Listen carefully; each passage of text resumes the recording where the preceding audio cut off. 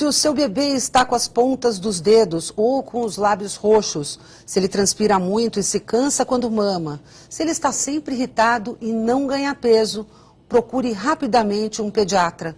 Ele pode ter nascido com o coração doente.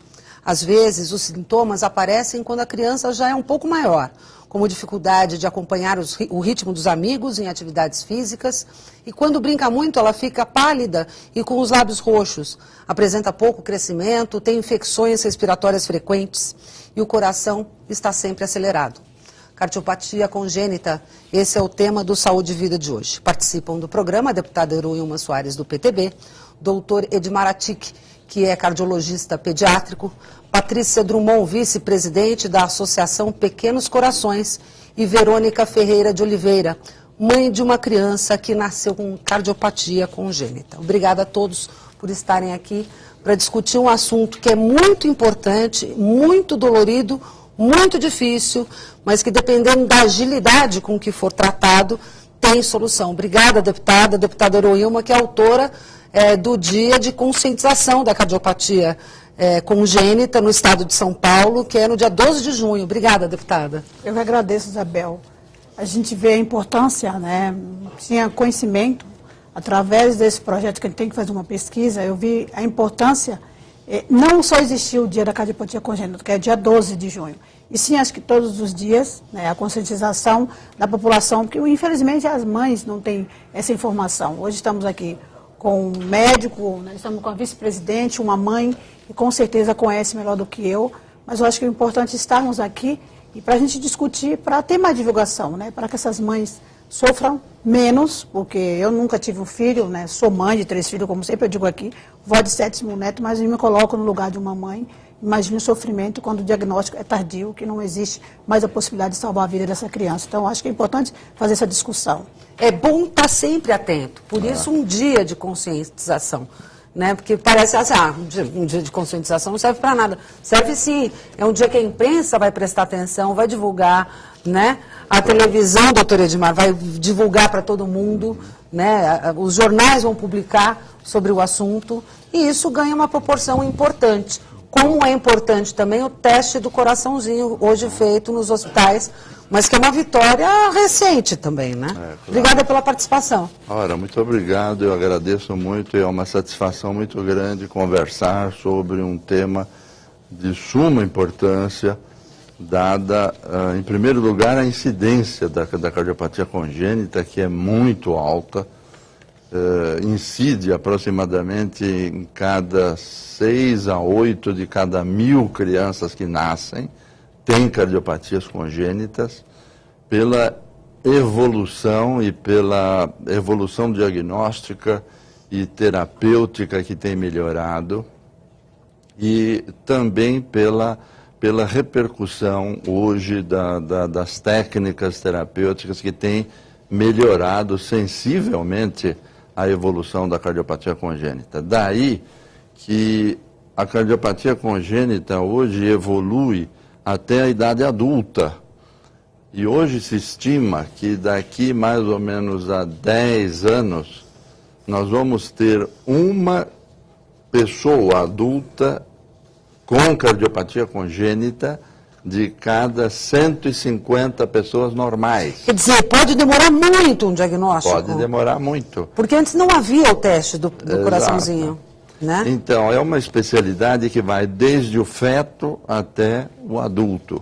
Então, daí a importância e a necessidade de se tocar no assunto, dado que o problema ainda suscita grandes problemas de evolução e de tratamento no dia a dia. Muito obrigada pela participação, Patrícia, por sua presença aqui, é importantíssima, até porque Pequenos Corações é uma ONG que ampara os pais, principalmente, que muitas vezes as pessoas têm que sair de longe para vir tratar a sua criança aqui em São Paulo, por exemplo, E eu queria saber como é que você entrou nessa batalha, porque normalmente é pelo amor e pela dor, pela dificuldade de lidar com o assunto. Eu acho que o nosso caso, nós que agradecemos a oportunidade de falar sobre esse tema tão importante, Na verdade, o nosso caso também foi por amor e por dor. As 4 fundadoras são mães de cardiopatas e nós nos conhecemos pela internet e nós sofremos muito por falta de informação, por falta do apoio. Então, quando nós nos conhecemos, inicialmente nós começamos informalmente o trabalho, arrecadando dinheiro para ajudar uma criança que precisava de cirurgia, fazia bingo, nós fazíamos eventos para arrecadar dinheiro e conseguir a cirurgia para essa criança. Depois nós resolvemos formalizar esse trabalho, né, visando ajudar mais amplamente as crianças do Brasil todo a conseguirem um tratamento adequado. E a família, né? E a família. Porque quando um bebê, por exemplo, passa por uma cirurgia e a família vem de fora da cidade de São Paulo, ela não tem onde ficar. Muitas vezes não tem como pagar algum lugar para ficar, porque a criança vai estar numa UTI. E os pais não podem ficar na UTI. Quer dizer, muito complicado isso, né? Na verdade, nós também trabalhamos, né, temos um dos nossos focos também essa hospedagem dessa mãe, ou enfim, dessa pessoa que acompanha o bebê, né, ou a criança que vem fazer cirurgia. Então, nós também hospedamos, um dos nossos trabalhos também é hospedar essas famílias e dar todo o apoio emocional, porque é um momento muito difícil. Eu acho que só quem passa realmente sabe como é difícil esse momento na vida da família toda. Quer dizer, nós já temos hoje o teste do coraçãozinho. Então, o que a gente pensa? Bom, o bebê nasce com um problema congênito numa cidade como São Paulo, ou na grande São Paulo, Diadema, por exemplo, né, no ABC, e descobre-se com o teste que ele tem uma cardiopatia congênita. Qual é o diagnóstico no caso e a solução, o tratamento? Uma cirurgia. E aí, parece que é fácil, o caminho é todo... Não. É fácil. A Verônica está aqui para contar uma história impressionante, porque não é nada fácil. Você testemunha disso, né? Você está aqui, muitíssimo obrigado por estar aqui, para dar esse testemunho, que é algo impressionante e que eu gostaria que as pessoas prestassem muita atenção. Obrigada, Verônica. Eu agradeço. Hoje eu estou aqui há um mês sem a minha filha, que foi diagnosticada no 2º dia de vida, com o coração muito machucado, mas, assim, vou caminhar para que outras mães não passem pelo que eu passei, mesmo com a descoberta no 2º dia. Que seria, né, doutor, seria um prazo excepcional para se partir logo para uma cirurgia e com a possibilidade do bebê crescer, né? Então, Isabel, eu acho que esse tema é muito importante pela possibilidade hoje diagnóstica na vida fetal. E daí que a mãe conheceria o diagnóstico mesmo antes do nascimento, e esse diagnóstico bem precoce poderia orientar uma programação imediatamente após o nascimento. Porque o que aconteceu? Esse é o ponto. Verônica, o que aconteceu? Ela nasceu no Hospital Estadual de Diadema. Sim. Diagnóstico em 2 dias, porque é lei. Então veio o diagnóstico. Até aí estamos corretos, embora talvez pudesse ser diagnosticado antes. No entanto, foi diagnosticado num momento ainda que daria para fazer algo. O que aconteceu? Quase um mês. A partir desse momento, a minha filha ficou no aguardo de um hospital que fizesse a cirurgia, que fosse de referência, para que fosse transferida. Ficamos 26 dias, todos os dias mantendo contato com o CROSS, para que fosse disponibilizada uma vaga para minha filha. Plano de saúde, aí foi plano de saúde, não? Que aconteceu? Na verdade, esse CROSS é a Secretaria da Saúde. Sendo que eu consegui 2 liminares na Justiça para a remoção imediata da minha filha. E nem com essas liminares eu consegui a transferência dela. Foi quando entramos em contato com a emissora de televisão, que fez a reportagem no mesmo dia. Essa reportagem foi ao ar 7h30 da noite. 6 horas da manhã do dia seguinte já tinha a vaga disponível. Mas não houve tempo. Não houve tempo. Não houve tempo. Como é que fica isso? Isso Como é que fica, Patrícia? Infelizmente, essa é uma realidade que nós enfrentamos no Brasil, né? Eu acho que isso é muito difícil. Só agora que nós acompanhamos pessoalmente, nós tivemos 3 casos no mês de maio, 2 de Santos e o caso de Diadema, que realmente não houve tempo. Então, uma das nossas batalhas é o diagnóstico precoce. Quanto antes, melhor. Se diagnosticado na gestação... Melhor ainda. Melhor ainda, porque você já trabalha para que essa criança nasça num centro de referência. Então, mas isso que é maluco, gente. Se existe um diagnóstico logo após o nascimento, que é uma lei, então o que você imagina? Nasceu com uma cardiopatia, imediatamente o Estado vai se movimentar para resolver esse problema, certo? Vai levar para um hospital de referência, vai fazer a cirurgia, mas não é isso que acontece? Realmente seria, sim, esse o processo, mas existe uma burocracia que todos nós conhecemos bem, né, nessas transferências. Mas um coração de bebê não espera. Não, de cardiopata congênita, infelizmente, nem sempre consegue esperar. Nem sempre. Depende muito da cardiopatia, mas muitas delas requerem uma intervenção imediata. E isso não acontece, isso pode agravar o caso. Então, No seu caso, foi rápido a intervenção? No meu caso, eu descobri no 7º mês de gestação. Então, eu já trabalhei para que o meu bebê nascesse num centro referenciado e, menos de 48 horas de vida, ele já teve a primeira cirurgia. Pois mais tardiamente, ele teve que operar novamente, mas ele teve o tratamento adequado. Ele nasceu, às 48 horas, ele teve a primeira cirurgia de grande porte e depois, hoje, ele acompanha trimestralmente. Né? No caso da sua filha, Verônica, qual era a cardiopatia dela? Qual era a doença? Qual era o problema? Eu vou pedir para o doutor explicar.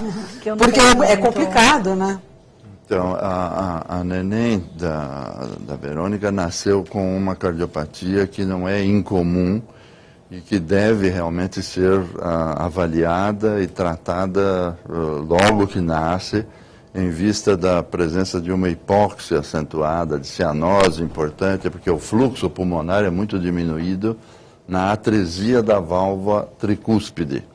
Não existe uma válvula que comunica as duas cavidades direitas. Então, o sangue obrigatoriamente vai passar para o lado esquerdo, depois novamente retorna para o lado direito, numa situação complexa hemodinâmica, e há necessidade, sem dúvida, ou seja, de uma correção. O coração correção. funciona muito devagar, é isso que acaba acontecendo? Não é só devagar, ele até que trabalha... razoavelmente bem, com uma velocidade boa. Mas o fluxo que deveria ir para o pulmão de sangue, ele é desviado mais para o lado sistêmico. Entendi. Ele vai para onde não tem que ir, o sangue não chega no pulmão e a criança não consegue respirar, na verdade. Exatamente. Então, é um problema cardíaco que vai afetar diretamente o respiratório. O cardiorrespiratório mesmo. Exato. Então, há necessidade de uma atuação cirúrgica rápida. Muito rápida. E o grande problema é que essas crianças nascem, permanecem em locais inadequados, em berçários inadequados, entre aspas, onde deveriam ser rapidamente transferidos para serviços de referência. Esses serviços de referência, infelizmente, são poucos para atender toda a demanda de pacientes. E daí que os pacientes vão permanecendo de maneira inadequada, adquirem infecção nos berçários e precisam de tratamentos outros, e há necessidade... Mas o custo não é muito mais alto, por exemplo, o custo para o Hospital de Diadema manter sem dúvida. A bebê da Verônica numa UTI pediátrica, não acaba sendo muito mais alto do que rapidamente fazer a cirurgia? Não que a cirurgia seja barata, não é isso. Agora foi um custo aí de 20 e tantos, quase um mês, e que resultou numa perda de uma vida, né? Então, daí que a necessidade de reformularmos a conduta hoje, de se poder fazer o diagnóstico na vida fetal. Quer dizer, ainda antes. Seria primordial que toda gestante pudesse fazer o ecocardiograma fetal, que faz o diagnóstico, que é o exame diagnóstico, para se poder daí programar nessa mãe o atendimento imediato ao parto. e direcionando para cardiopatias graves, vão para tal serviço, outro para tal serviço, etc. Quer dizer, algo começando antes até. Antes. Bom, daqui a pouco a gente vai voltar a falar sobre o assunto, perguntando qual seria esse exame, em que mês de gestação seria importante ser feito, qual é o custo disso para o SUS, né, se é algo que custa tanto assim, né, se não vai ser melhor do que uma cirurgia mais complicada, mais lá na frente, mais do que isso, o custo da vida desse bebê, dessa criança, e ver de que maneira a deputada Heroilma, que já é uma parceira da causa, pode atuar, porque de repente podemos criar aí, né, colocar no serviço público, pelo menos do Estado, a necessidade de realização desse exame. Mas isso daqui a pouco, no próximo bloco.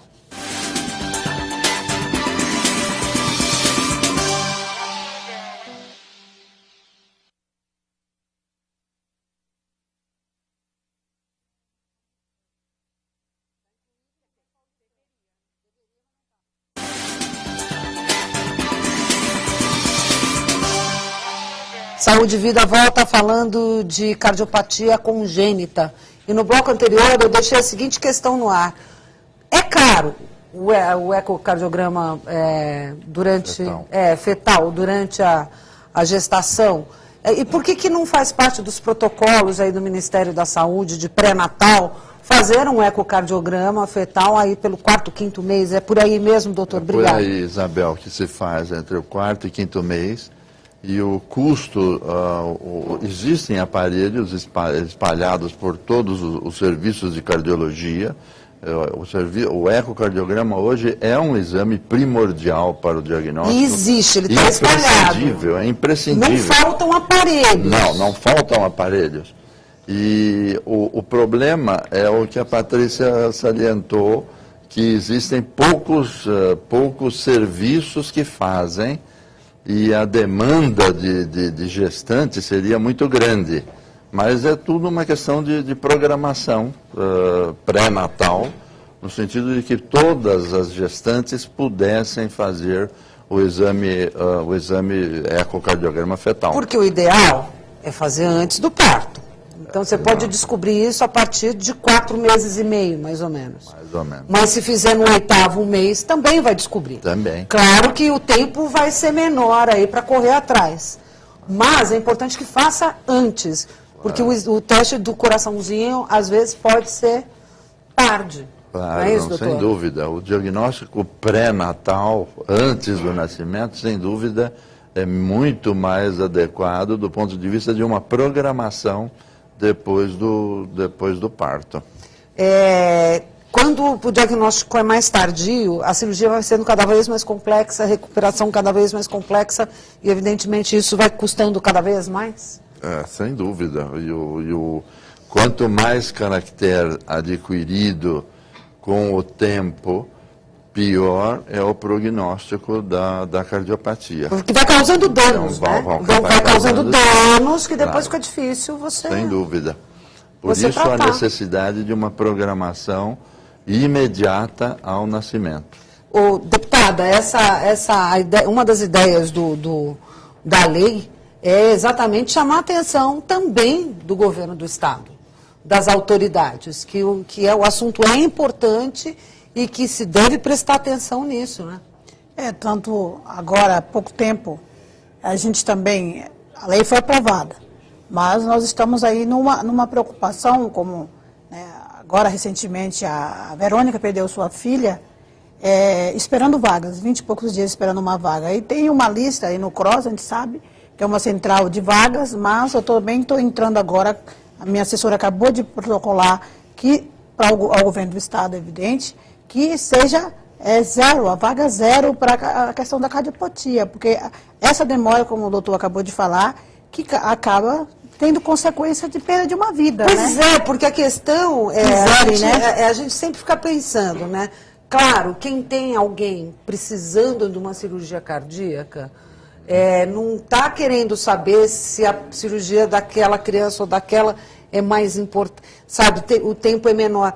Mas as autoridades de saúde, elas têm que ter essa consciência. Com certeza. Né, de que um bebê que já nasceu com uma cardiopatia congênita tem que ser operado rapidamente. Não pode esperar, né, Isabel? Não pode esperar. Então, tem que ser imediatamente.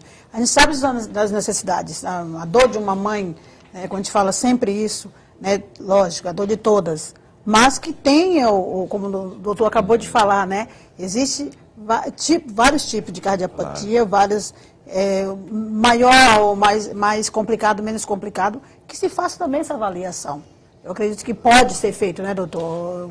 Eu acho que a deputada Heroíma está colocando um ponto que é importante. Quer dizer, pelo diagnóstico fetal, você classifica a gravidade da cardiopatia. E a velocidade com que tem que ser feita a intervenção. E a velocidade com que tem que atender. Aqueles que têm que ser atendidos imediatamente após o nascimento e aqueles que pode vão ser aguardar um pouco, né? Há casos até de intervenção dentro do útero. Também, mas é mais raro. Mais raro. Mais raro, mas existem casos que necessitam de atendimento até pré-natal, antes do nascimento. E veja, olha a situação da mãe, que mesmo que ela passe pelo pré-natal, faça o ecocardiograma fetal, saiba disso, cerque de todos os cuidados e tenha a garantia de que vai ser feita a cirurgia rapidamente. Muitas vezes no serviço privado, provavelmente no serviço privado.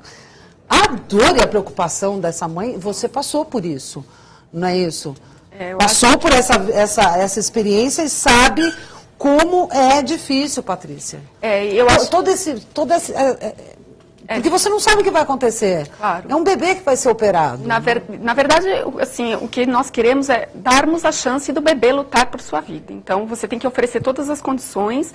Não é uma garantia, como o doutor mesmo disse, não é uma garantia de que a criança vai sobreviver. Mas, pelo menos, todos os direitos foram garantidos. O direito de lutar por sua vida. E eu acho que um dos nossos propósitos, ele é a conscientização no sentido de que, sim, existem cirurgias, as crianças têm uma vida normal, ou muito próxima do normal, e chegam à idade adulta, se casam, vão para a faculdade. Nós temos um caso de um cardiopata que ele vai ser cirurgião cardíaco, ele está estudando, ele está na USP estudando para ser cirurgião cardíaco. Ou seja, nós temos assim casos lindos, pessoas com filhos, é uma vida normal, sabe? Então, é por isso que nós lutamos e nós queremos mostrar para todos que a cardiopatia congênita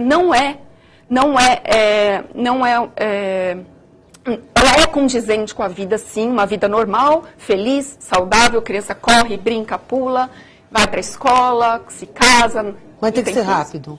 A ação tem que ser rápida. Eu acho que assim, o primeiro Você teve apoio de quem? Quando você estava grávida ainda, sabendo... Eu me senti muito sozinha e foi um dos motivadores pela criação da associação, porque eu achei que eu fosse a única mãe de cardiopata no mundo. Para mim era um tema muito desconhecido. E foi na internet que eu conheci as demais mães e juntas fundamos a associação. Mas, porque realmente não é um tema divulgado. Veja só, ele é 8 vezes mais comum do que uma criança com síndrome de Down. E, no entanto, as mães vão muito preocupadas para o diagnóstico de síndrome de Down, né, a translucência nucal. E acaba até esquecendo o ecocardiograma. E porque não conhecem, é o desconhecimento. Então, um dos nossos trabalhos, ele é levar conhecimento sobre a causa, sobre a cardiopatia congênita. Porque é importante você conhecer para depois tratar. Então, você conhecendo é o primeiro passo. Bom, então meu filho foi diagnosticado com cardiopatia congênita. Ok, qual é o passo seguinte? E aí, a partir de então, nós vamos ao longo da caminhada, caminhando junto com as famílias para dar todo o apoio, enfim, e orientar no que for possível. Não dá para defender uma causa que você não conhece. Por isso a importância de um dia de conscientização. Sem dúvida. Verônica, o que você sentiu nesses quase 30 dias? Né? E como é que você chegou na ONG? Porque o Pequenos Corações acabou sendo muito importante para você. Né? Esse apoio você teve. Porque eu imagino que na hora do diagnóstico foi assim, como? Minha filha pode morrer, a Rafaela pode morrer, né? Ou não deu nem tempo? Foi tudo tão rápido que não deu tempo de tomar um susto? Olha, na verdade, foi um grande susto, porque, como a Patrícia falou, a gente acha que a culpa é toda nossa. Mãe tem essa maneira. Como né? mãe, a gente procura o porquê e o porquê. O tempo todo. O que eu fiz que não foi o certo, se eu não me alimentei, se eu não me cuidei, se minha idade não é adequada. A gente tem muitas perguntas que não tem resposta. E, no entanto, passadas as 24 horas da notícia, a única coisa que a gente quer é só ter o direito da vida. Eu corri esses 32 dias pela vida da minha filha.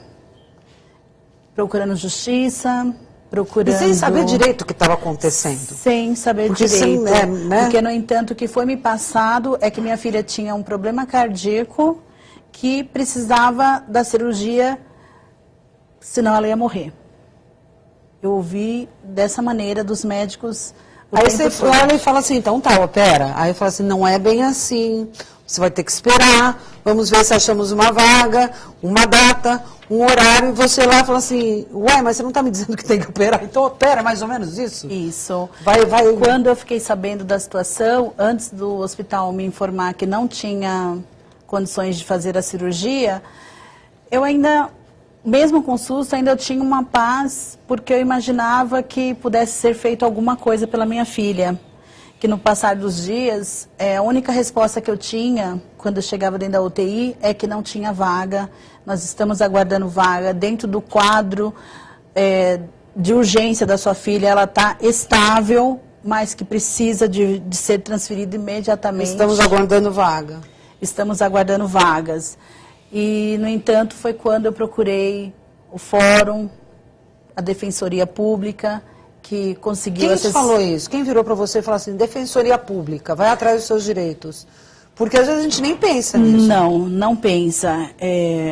Na verdade, uma médica residente conversando comigo, falou, olha, Verônica, eu estou lutando todos os meios que eu posso. Conseguimos uma vaga no Hospital da Beneficência Portuguesa, isso antes de acionar a Justiça.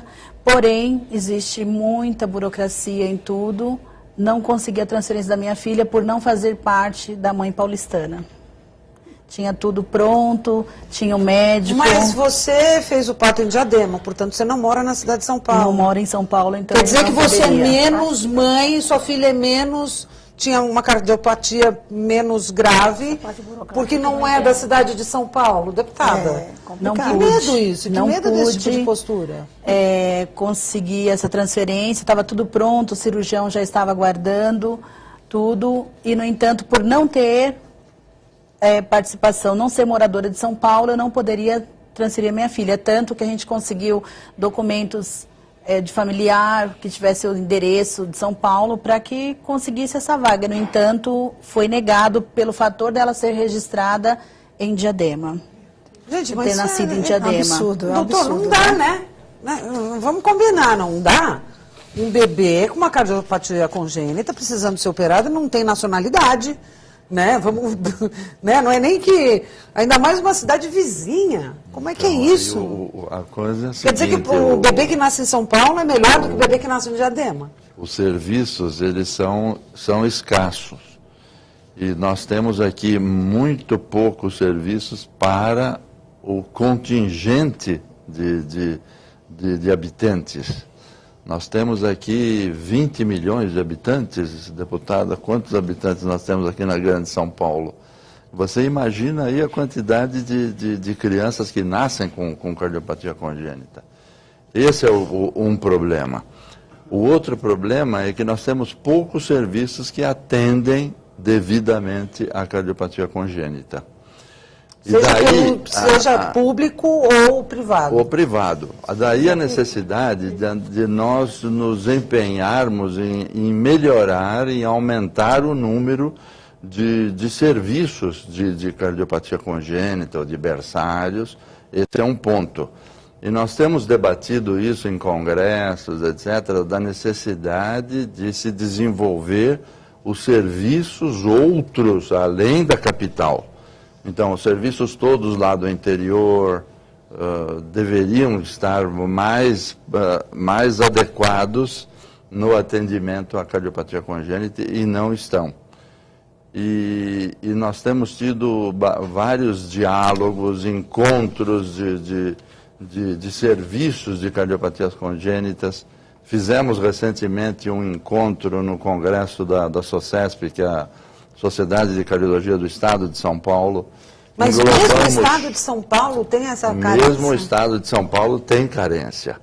Então, nós fizemos um encontro com 15 serviços, com 11 serviços, 6 daqui da capital e 5 do interior e do litoral. E nós sabemos que existem alguns mais serviços, mas não tão mais.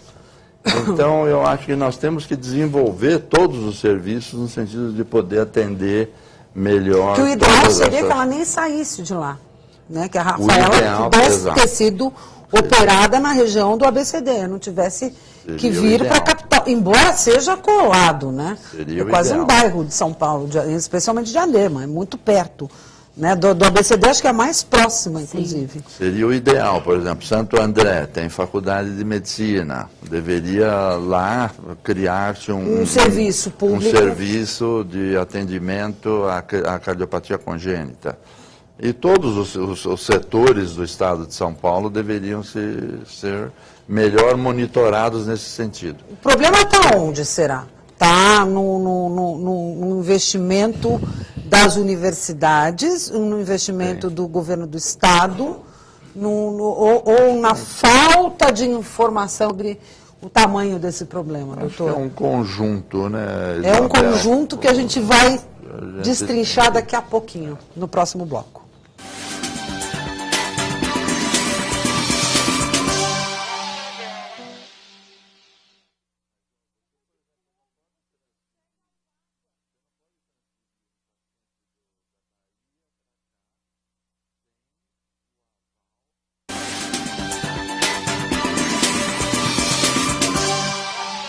Cardiopatia congênita, tema do Saúde e Vida de hoje, e a questão é, qual a complexidade disso, doutor? Qual a complexidade quem tem que investir mais nisso? Né? E o projeto da deputada, que cria uma rede de atenção à cardiopatia, ela já está pensando exatamente nisso, tinha que estar em vários lugares, né?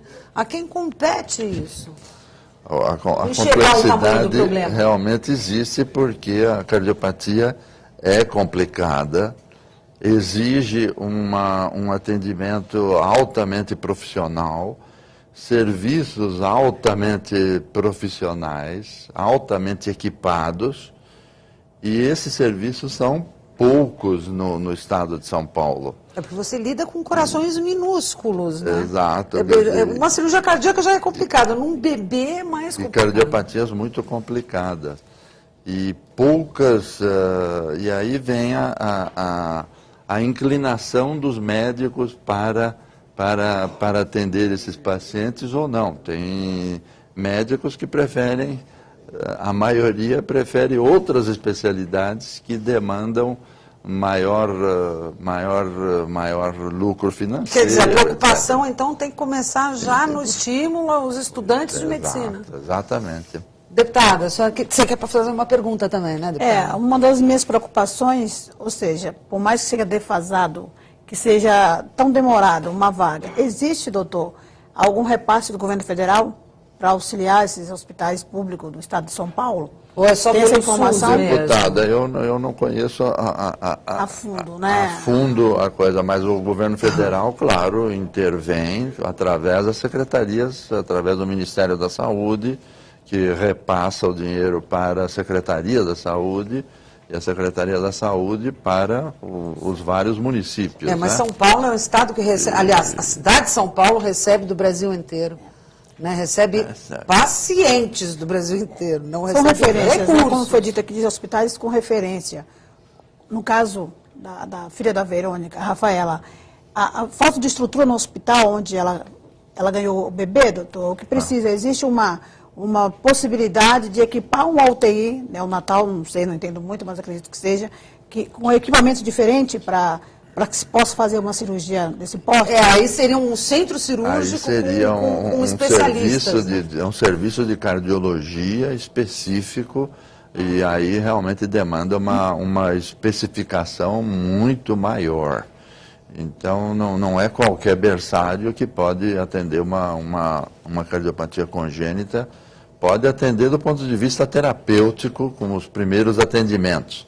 Mas não dar mesmo? o prosseguimento cirúrgico, não dar o atendimento a marca-passos, a aparelhos mais sofisticados. Então, esse é o problema. Precisa mais se equipar. específico mesmo para a questão. Por isso que existe poucos hospitais com referência, né? Exatamente, é isso que o doutor está falando. Tinha que ter mais. No trabalho de vocês, da ONG, do Pequenos Corações, vocês trabalham com alguma estimativa, assim, do que seria preciso? Eu acho que precisa do investimento na base. Nós precisamos de profissionais formados. Começa na faculdade. Na faculdade, profissionais especialistas. Eu acho até, não só, nós pensamos em cardiopatia congênita, no cirurgião não, em cardiopediatras, em ecocardiografia. Cardiografia, para quem interpreta exatamente o exame. Quem vai fazer o diagnóstico fetal. Eu acho que é uma série de coisas, os equipamentos, enfim. O próprio obstetra que está acompanhando, o ginecologista que está acompanhando a gestante, indicar a ela também os exames, os exames adequados, os exames. Exatamente. Então, acho que realmente a gente... Por que pediram no seu caso o exame? Na verdade, no meu caso, não pediram.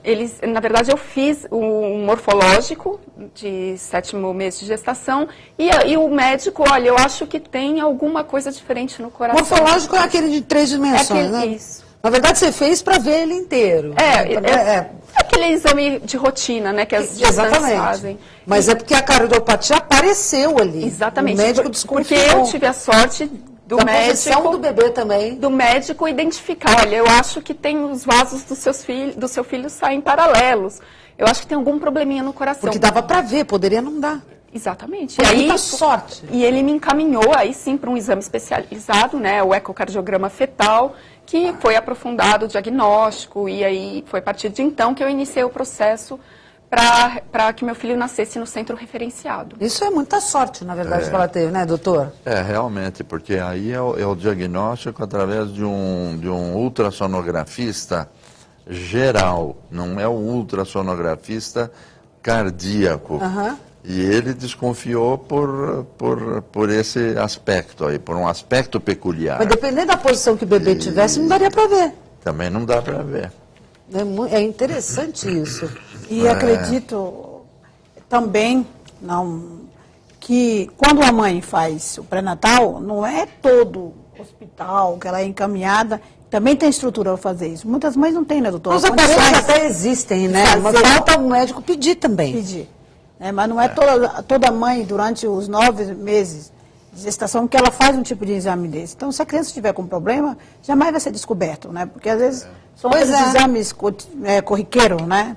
Eu acredito que não é todos os médicos que faz um pré-natal, uma mulher faz um pré-natal que ele pede. Então, é o que se torna, infelizmente, que muitas crianças, né? Bom, os meus filhos já passaram Eu tenho uma filha de 11 e um filho de 15. Ninguém me pediu esse exame, por exemplo. Embora o meu primeiro filho tenha feito vários exames, porque eu tive um aborto por má formação antes. Mas esse não me pediram. Por exemplo, não me recordo, claro, faz 15 anos. Há 15 anos. Mas isso, a medicina avança, os protocolos também? Também. Não tinha que ter um protocolo, o médico, certamente, seus filhos foram examinados pelo pediatra, e o pediatra, através do exame clínico, usual, ele consegue saber. Claro. Não, mas o que eu estou dizendo é que durante a gestação não tinha essa de pedir. Não tinha nem o exame 3D, o morfológico, né, na verdade. Minha filha já tinha, meu filho não. Era uma novidade, era uma coisa muito cara, tudo isso. Nos protocolos não deveriam... No protocolo de um acompanhamento pré-natal tinha que constar?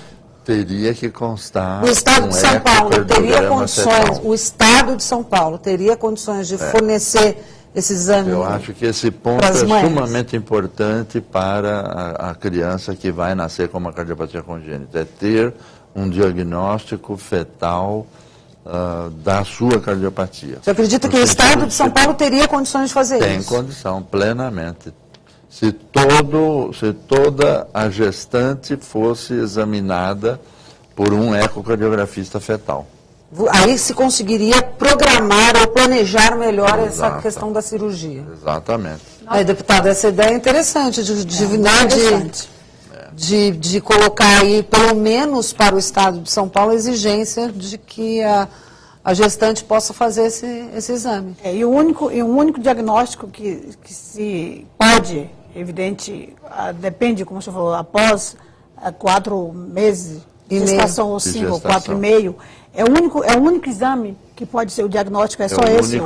É o único exame diagnóstico da cardiopatia congênita é através do ecocardiograma. E hoje não é obrigatório, né, doutor? Hoje não. É caso o médico suspeite, aí ele pede esse exame, também é uma demora. É para se fazer. Vamos dizer, no caso dela foi aos 7 meses. 7º mês. Você conseguiu, na época, a Patrícia, fazer particular? Na verdade, foi tudo pelo convênio. Particular, isso. Convênio. Então, acredito. Dada a incidência muito alta da cardiopatia congênita, como foi salientado logo no começo, é imprescindível que toda gestante seja examinada por um ecocardiografista fetal. Seria muito alto o custo Isso seria disso uma para a saúde boa pública? conduta, né? Seria muito alto? No caso de São Paulo, que tem Não. Eu acho que não. Se você caracterizar a necessidade de um atendimento logo depois do nascimento, o atendimento rápido diminuiria certamente os custos de uma internação prolongada, de tratamentos de infecção, outros tratamentos que demandam muito maior custo. Interessante isso, né, deputado? Muito interessante. Já dá para começar a pensar aqui, depois do programa a gente faz deputado já se reúne aqui para ver, né? É evidente como que dá para trabalhar. Burocrática, mas que isso realmente é como no começo aqui no nosso programa, como eu falei, tudo bem, hoje está aprovado o dia da cardiopatia, 12 de junho, mas eu acho que teria que se fazer mais, para que seja mais divulgado, né? A nossa vice-presidente sabe disso, senão não estava aí na luta. E eu acredito que não é muito, né, Patrícia, mas deu uma avançada, né? Tem mais gente conscientizando, né? Muitas mães que procuram vocês, né? O dia da cardiopatia a gente diz que não é um dia de comemoração. É um dia de conscientização. E, na verdade, eu acho que nós já avançamos muito. E nós conseguimos alguns municípios que têm essa lei do ecocardiograma fetal aprovada. Então, as gestantes são obrigadas a fazer o ecocardiograma. Enfim, eu acho que nós já avançamos muito, mas existe muito a percorrer. É um caminho longo, eu acho que é uma batalha dura, mas aos poucos chegaremos lá. Gente, o programa está caminhando para o final. Doutora Edmar, muito obrigada pela participação. Nas suas considerações finais, queria só que o senhor dissesse a causa da cardiopatia congênita. Ou a gente ainda está patinando, não, está engatinhando, né? Na descoberta das causas. A causa da cardiopatia é multifatorial. É multifatorial. Hoje se está dando grande importância à parte genética como causa da malformação cardíaca, mas existem outras as causas extrínsecas, as mães que têm alguma infecção, as mães que têm alguma doença, as mães que têm alguma doença qualquer. Podem causar. Tem as causas ambientais também, que a mãe está... Também. Né? E a genética também não se sabe, pode ser, né? Pode ser N fatores, né? Estamos engatinhando aí. É difícil prever todos eles, preveni-los todos, mas certamente a conscientização aí da cardiopatia faz com que a mãe tenha maior cuidado durante a gravidez. E se consiga tratar. Essa é a questão. Se consiga garantir o direito desse bebê à vida. Obrigada pela participação. Obrigado. Patrícia, obrigada pela sua participação, suas considerações. Eu acho que o ponto todo é esse. Eu acho que é através da informação que nós conseguiremos salvar vidas, né? Então, a gente busca que todos tenham a informação de que a cardiopatia congênita existe, sim, ela é um problema que atinge 1 em 100 nascidos vivos, aproximadamente. Ela é 8 vezes mais comum que a síndrome de Down e que as pessoas, ao saberem do diagnóstico, não se desesperem. As crianças podem ter uma vida normal, uma vida feliz, chegarem à idade adulta, terem filhos. Então, ele não é incompatível com a vida como alguns pregam em algumas cidades pelo Brasil afora. Não, não é. Assim, as crianças têm uma vida normal e nós convidamos todos a conhecerem esses adultos que hoje apoiam muitas crianças que existem. E eles são super abertos em contar suas histórias e é Mas muito pregar que bacana. uma cardiopatia congênita é uma doença fatal, é no mínimo falta de competência Exatamente. e de conhecimento de Exatamente. causa. Verônica, muitíssimo obrigada pela sua participação. Esse programa é dedicado a Rafaela, né? E deixa seu recado aí para aqueles que podiam ter agido mais rapidamente. Para a Rafaela estar aqui hoje. Hoje, na verdade, a gente só precisa da conscientização, do apoio e da agilidade, para que todas as mães consigam vencer, né? E pudessem estar com o filho hoje, que já passaram por isso. Verônica, muito obrigada mesmo. O seu recado é o mais importante aqui. Até porque a deputada, muito obrigada pela participação, deputada, é que vai poder ver onde que a gente pode atuar, né? Onde a senhora está indo cercando, vamos ver se a gente consegue chegar mais fundo para que nunca mais a gente tenha uma Verônica chorando, uma Rafaela, né, Verônica? Obrigada, viu? Agradeço. Porque, antes de mais nada, somos gente, né, Isabel? Acho que, pra gente, nós somos mães, eu acho que não. É uma simples gripe que um filho da gente tem, a gente se preocupa. Imagine você ter conhecimento, como ela falou, eu não tinha conhecimento, foi difícil, teve que partir para a justiça, para alguém ter esse bom senso de liberar uma vaga para salvar uma vida. Então, é uma questão que eu acho que é de preocupação.